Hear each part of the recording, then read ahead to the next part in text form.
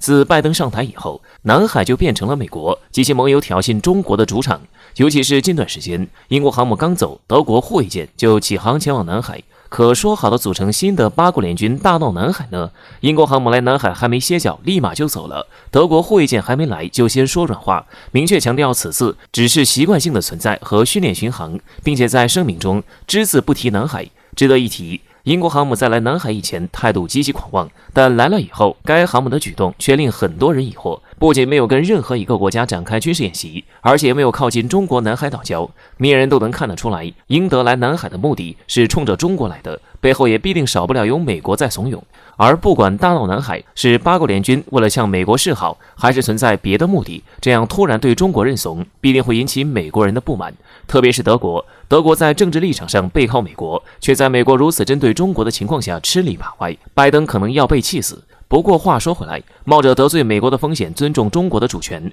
背后显然另有隐情。据悉，就在英德两国派军舰来亚太之前，中国国防部发言人吴谦大校就已经发出明确警告，声称解放军将采取一切必要手段予以应对。中国外交部发言人汪文斌也公开警告，要求区域外的国家立即停止在南海惹是生非。除此以外，相关军事评论员更是指出，解放军大礼早已备好，在英国航母来之前，解放军就已经布下天罗地网，其中中国海军就已经在南海和东海海域展开了军事演习，反舰打击的演习训练科目赫然在列。英国航母要是老老实实的通航南海海域也就算了，一旦有什么别的危险行为，我军的准备足够让英国航母编队好好喝一壶的了。也正因如此，解放军在面对英德的挑战才如此淡定。当然，这些自知实力有限，无法与中国硬碰硬的国家，显然是听懂了中国的警告，所以选择磕头也很正常。然而相比之下，总有不怕死的，就连英德都刻意避开中国红线，印度却仍要硬闯，当真头够铁。在中国发出明确警告以后，有消息显示，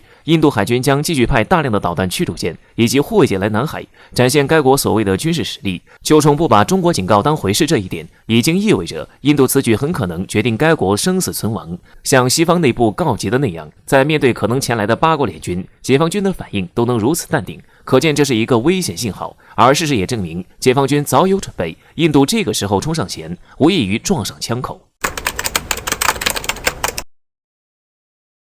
美国有线电视新闻网 CNN 在当地时间8月3日的消息，持续了9个小时的中印边境谈判终于结束。中国国内舆论对此的描述中多次出现建设性一词，也表明这一次谈判结果颇为符合中国的乐观预期。然而就在会谈结束之后，印度国防部却突然发布命令，印度海军将派遣一支特遣队前往南海海域，与美军、日军、澳大利亚等举行军事演习。刚与中国稳定了边境局势，就开始在中国的南部海疆进行挑衅。外界对于印度的这番行为其实是相当疑惑的。尽管印度国防部声称不是为了挑衅中国在南海的一系列声明，仅仅是为了提高与盟友的军事合作深度，提高战场协同能力。不过明眼人都能看得出来，美国在南海呼朋唤友，就是妄图组建对华军事同盟。印度如此积极加入其中，拿再多借口都是无用的。从近期的消息中，我们不难看到，美军召集盟友来南海集结，搞自由航行，但结果却相当尴尬，喊了3个国家，结果里面2个已经就怂了。英国人来南海1周时间都没有，除了在路上进行了几次低调的飞行训练外，全程保持静默。这与英国国内舆论炒作形成了鲜明对比，甚至日本想喊英国一起军事演习，英国佬都直接无视。台湾海峡这个典型的政治立场话题根本碰都没碰，刻意绕了条远路去日本。事前狠话放了一堆，结果形式上突出了一个怂字。德国就更是如此了，连狠话都没怎么放。虽然答应了美军来南海，结果通知公告上却写着自己只是去上海访问，连南海的字都没敢提，可以说相当有自知之明。美国佬喊的这3个国家里面，唯独就只有剩下的印度头最铁。就印度这种狗屁膏药式的外交策略，怎么来评价呢？想挨打可以直说，根本没必要搞这些花里胡哨的东西。印度一边渴望中国的领土和资源，一边却知道自己军事上打不赢中国，于是就在这种煎熬心态下，一会儿挑衅中国，一会儿又要求和。此前就曾经有印度专家分析过，新德里当前的国际战略扩张思维是完全继承了西方殖民者，因此在未来中印之间必有一战。而如今看印度这前后矛盾的对华外交手段，中印和平的前景恐怕真的十分渺茫。这倒不是中国怕了印度，主要也是印度又穷又没什么资源，还是个病毒变异的培养皿，打赢了也捞不到什么油水，资源科技也没什么中国看得上的，到时候甚至可能还不够成本消耗的。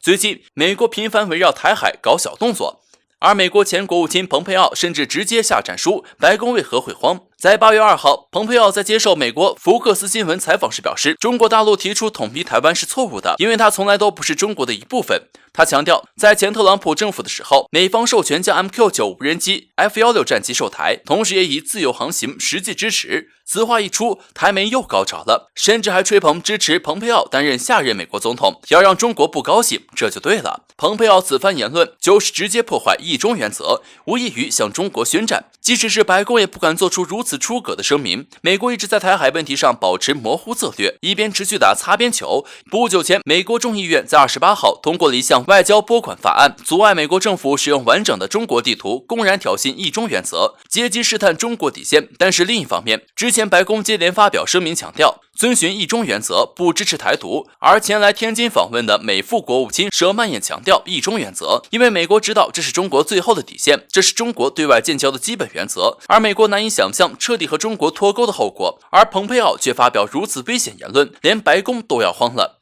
分析称，虽然美国前总统特朗普在2020年选举落败，但横扫美国的特朗普民粹旋风仍然未退却，而且一向偏激的前美国务卿蓬佩奥被民粹主义寄予厚望。他还曾表示，不排除4年后参加美国总统大选，而他的涉台言论势必会激发美台民粹主义，给拜登政府施加压力。而美国会以为中国肯定会被激怒，但是中国人的反应却让美国懵了。有人表示，美国现在就像个跳梁小丑，蓬佩奥威胁不到中国，也改变不了既定事实。他被中国制裁过，其中有一条是拒绝中企同被制裁的官员进行合作，导致蓬佩奥只能在一个研究所当一名智库专家，只不过是顶着前美国国务卿的帽子，到处信口开河罢了。而他的言论恰恰说明美国政治无底线，在台海问题上已经黔驴技穷。美国之前在台海大搞航行自由，反倒给了解放军频繁军演，扩大军事存在的借口。美国对台军售也只是捞钱，根本改变不了两岸悬殊的军事差距。现在只能用一些恶心人的小手段刺激中国，试图打乱我们的节奏。而中国人的反应是越来越自信，因为我们知道解放军是动真格的。过去一段时间，对台一线部队频繁军演越来越实战化，还曝光了很多新型实战化装备，展示维护祖国领土完整的决心和能力。统一是历史趋势，谁也阻挡不了。随着中国在各项领域的迅速发展，很快我们以一个全新的发展大国身份站在了世界舞台的中央。如今中国能够昂首挺胸站在国际前沿，不仅仅是因为我国军事领域的强大，给世界各国产生了足够的威慑力，我国在航天领域的成就也是有目共睹的。不过尽管我国的航天技术已经取得了各项成就，但是我们前进的脚步从未停止。近日我国航天集团再创佳绩，2颗贝塔卫星顺利升空。据环球时报相关消息报道，4月19号，我国长征6号运载火箭在太原发射中心成功发射了2颗贝塔多媒体卫星，卫星已进入预定轨道，发射任务取得圆满成功。据报道，这是长征运载火箭在今年的第3次发射任务，还是长征系列的382次发射。此次卫星的发射给我国开展高速星间激光载荷、电推进系统等关键技术工作带来了巨大优势。有相关分析称，中国在航天领域的发展已经进入到了冲刺阶段。29号，我国在酒泉卫星发射中心成功升空天绘1号04星，并开始正常运转。4号又一箭双星，同时发射出了2颗卫星，1周内发射3颗卫星。试问这样的速度，现在有哪个国家可以做到？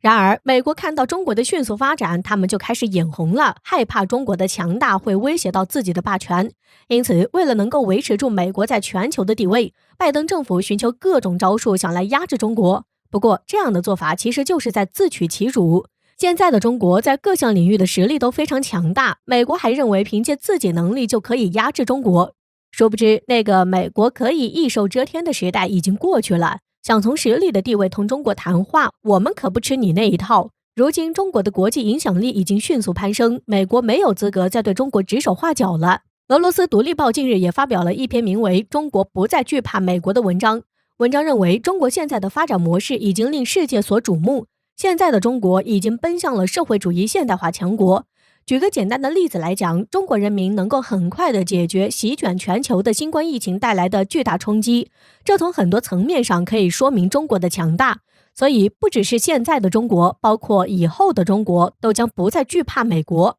此外，新加坡总理李显龙也开始提醒美国。近日，李显龙在参加阿斯彭安全论坛时表示，